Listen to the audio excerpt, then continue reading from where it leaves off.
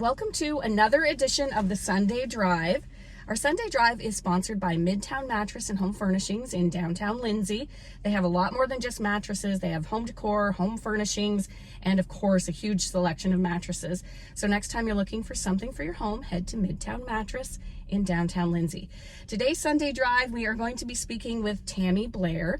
And Tammy is an entrepreneur in Lakefield. She's a very successful entrepreneur. And she also embarked on a journey trying to find her birth father over the last few years. And we're going to talk to her about that too, and the surprising end result. So sit back, relax, and enjoy this edition of the Sunday Drive.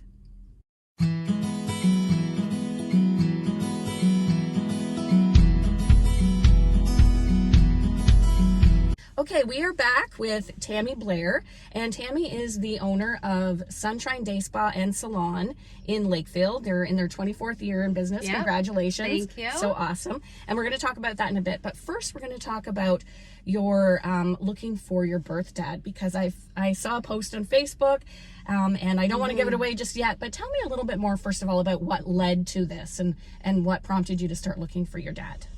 I think if you're somebody growing up that doesn't know, a birth parent, you always kind of long to know who they are. You always kind of feel a little incomplete.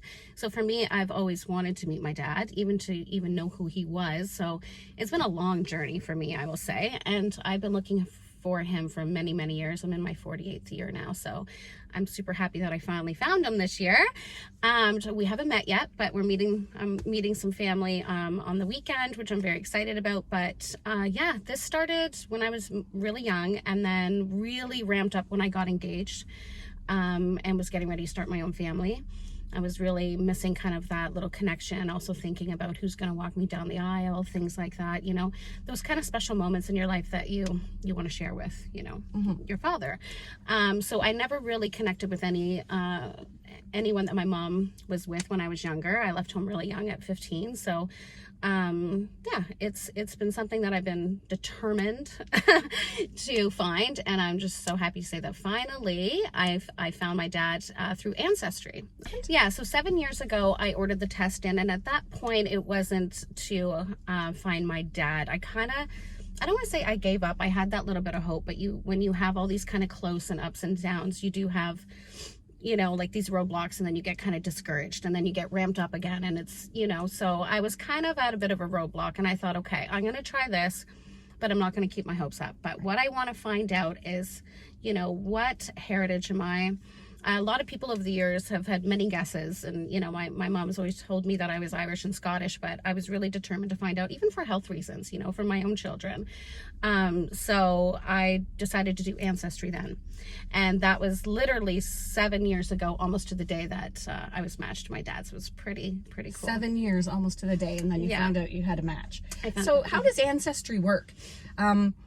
Because I know in your early journey, right, you were on your own trying to find your dad, and I don't know, how would you do it? Oh gosh. Okay, so cold calls, yellow pages, okay, white pages, literally just phoning up homes, asking, hi, did you work here in this year? It was awkward and uncomfortable. And almost impossible. Impossible, yeah. Especially when my mom got pregnant with me when she was in Toronto. Now, my mom was 17 when this happened, so, to say that she had a ton of information, back then she didn't. She had his name, but once my grandmother found out that she was pregnant with me, she got whisked back to Nova Scotia, and my family was Roman Catholic, so there was cut off to the world. My mom was hidden. I was born, and I was raised by my mom and my grandmother for the first 3 years of my life, and then my mom returned to Toronto.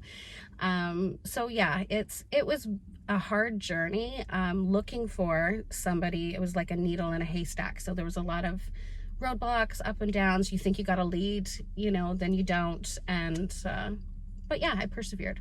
Yeah, so I found a lot of interesting things about my family. Like my great grandfather was a twin at birth, but separated. So I found I got reached out to from a family member of his brother, right? And they've been looking for the missing piece, and somehow my DNA has opened up a lot of answers for them, which has been amazing. Not only me, like I gifted this to my husband's grandmother, and she found 3 sisters that she never knew she had, which they are now very close as well, and they're about 20 years younger than her, but so that's another story. But you know, it can bring a lot of people together, but I will say, like, not everybody's also open and receiving to Right. yeah to that. So tell me, how did it feel the day, after almost 7 years, the day that you got that match? Well, I bawled my eyes out. It was just Like you're tearing up yeah. right now. I'm so happy for you, but Yeah. that must have been very emotional. It was good. It was a long search. Sorry. So long search, and just happy that I can kind of, even if, you know, I never ever met my dad at this point, as long as now I know, like, who my family was, where I came from, you know, it's very important. Let's talk a little bit more about your business, Sunshine Day Spa and Salon. It's 24 years now, and you've got this huge marquee building on the way into Lakefield that houses your business. Tell me more about that whole journey of, you know, looking at this building and buying this building, and, you know, kind of where you got that strength and conviction to know that this is what you wanted to do and that it was going to be successful. Well, I think, you know, bringing it back to, you know, just leaving home early, you know, really having a strong work ethic, because I had to, you know, so I knew that I wanted to kind of break the mold, and I was going to be something. That's what I wanted to be. I wanted to be, you know, something in a community where, I don't know, like, I wanted to make a difference, and I love helping people. I love loving people.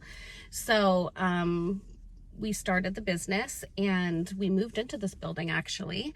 And about 8 months after we'd moved in, then we were offered to purchase the building. Oh, wow. Yes, because I would have probably done things a little differently when we were renovating at first, but not knowing, you know, but would have spent probably a bit much more. But it must have been a huge undertaking at the time, buying this building. It was. Even just starting the business, but then adding on this building, because of it's huge, and you know, it had the upstairs, which I think had apartments at the time, right? Yes, it had 4 apartments upstairs, which I quickly realized I didn't want to be a landlord.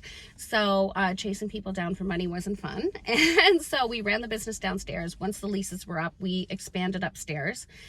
But interesting enough, now we have rental units upstairs too, but they're short terms. They're Airbnb rentals. So very exciting to bring that to the community. We're busy. How many employees do you have? So we have 19 employees right now. So you're a large employer. Yeah, for we the are. Village of And Lakefield. yeah. And I think, I've been around a long time. So I try to be involved as in the community as much as I can, and we have a great event coming up, actually, Lakefield Ladies Night Out, where a lot of the merchants are involved. There's 15 or so of us, so that's in November. So if you haven't got your tickets yet, get them. Sorry, that's a little plug there. No, that's perfectly fine. But yeah, no, I love being a part of Lakefield. Lakefield's been very receiving of me. And you talked a little bit about your childhood and leaving home at 15, and do you think that all of that is kind of obviously was I guess gave you a little bit of extra edge to be successful? I think so. You know, like when you go to the school of hard knocks, you really kind of learn a lot of life lessons. And I'm definitely a risk taker, I would say. I'm not a person afraid of change, and I adapt very well. So it definitely has given me an edge. And, you know, I'm a survivor, and I persevere, and I work hard, and everything that I have, I've worked my butt off for. So I think when you have all of, you know, when you work so hard for something, you really appreciate it, and you baby it, you know. So I find when people are handed things, they don't appreciate it as much. So all of that, like, I feel blessed. I don't regret any of my childhood or anything that's happened to me, you know, because it's really shaped me into a lot of my good strengths, my good points, you know, like, you know, I have a lot of things to work on, but my strong things, and you know, my strong character comes from my childhood. So I'm fine with it. What would you say to anybody out there that kind of maybe struggled through the same things as you and is looking to do something with their life? I think you can really put your heart and mind to it. Like what I did is I just really became very tunnel visioned. I knew what I wanted, you know, and I wrote things down, and I tried to, you know, make those things, you know, I kept a lot of journals when I was younger, and which is something I want to get back to doing actually, if I can squeeze that in somewhere. But you know, you gotta just, life is messy, life is hard. You gotta work at it. It's not easy, you know, for even people that, you know, are privileged. I find you have to work at things that you want. It's not easy to get to places without a lot of hard work and determination and blood, sweat, and tears. And just try to love the way that you want to be loved, and you know, it all comes back around.